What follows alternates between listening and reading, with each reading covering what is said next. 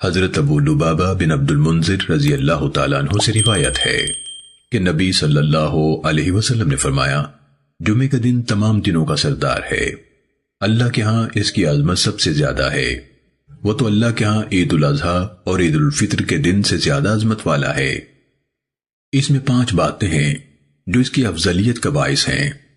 اس دن اللہ تعالیٰ نے آدم علیہ السلام کو پیدا فرمایا، اسی دن اللہ نے آدم علیہ السلام کو زمین پر اتارا، اسی دن اللہ تعالیٰ نے آدم علیہ السلام کو فوت کیا۔